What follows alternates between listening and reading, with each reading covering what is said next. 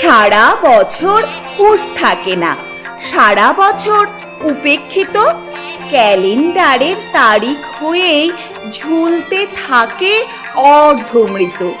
কাউকে যদি প্রশ্ন করেন বাংলাতে আজ তারিখ কত, দেখতে পাবেন সেই বেচারা কেমন করে ইতস্তত। হয়তো তিনি বলতে পারেন,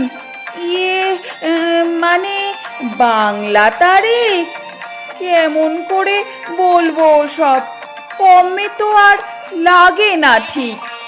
তাও আমাদের পয়লা বৈশাখ, তাও আমাদের বর্ষবরণ, আসর সাজাই, কাঁসর বাজাই, উদ্দীপনার নানান ধরন। বাংলা বছর বলতে হাতে সাফল্যের দিন দু চারখানি, একটি তো তার পয়লা বৈশাখ, অন্যটিকেও সবাই মানি। ঠিক ধরেছেন, কবিগুরুর জন্মতিথি বৈশাখ মাসে, আষাঢ় শ্রাবণ একটি দুটি, বাদ বাকিতে কি যায় আসে।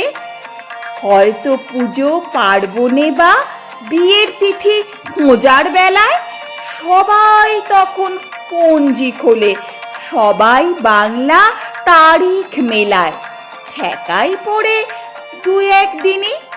এরপরে কে রাখবে মনে, বাংলা বছর ক্যালেন্ডারেই ঝুলবে ধুলোর আস্তরণে, বাংলা বছর ক্যালেন্ডারে ঝুলবে ধুলোর আস্তরণে।